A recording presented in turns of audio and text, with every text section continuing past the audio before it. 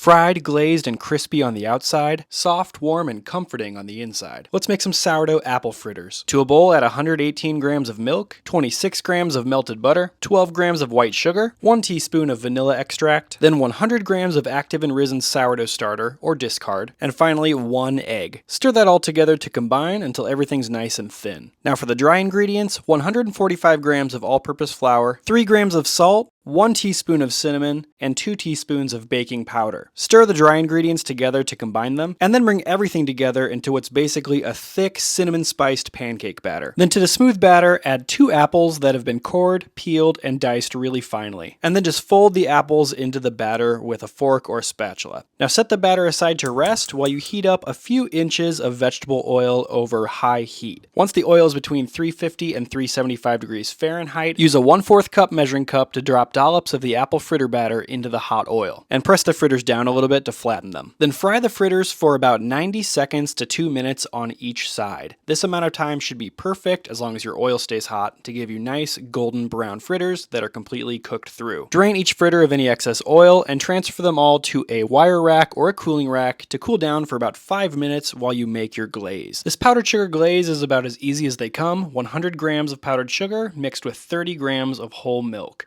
Then just stir it around a bunch until you've got a nice smooth glaze like this. Then grab an apple fritter after it's cooled down for a bit and dunk the top in the glaze, getting as much coverage as you would like. Then move all of the glazed fritters back onto the cooling rack and allow them to cool for about 5 to 10 minutes, which should be just enough time for the glaze to solidify and look nice and glossy like this. When you break open one of these crispy fried fritters, you reveal a really soft and fluffy interior. Packed with apple flavor, perfectly sweet with just a hint of cinnamon, with nice crispy edges. I love making foods that are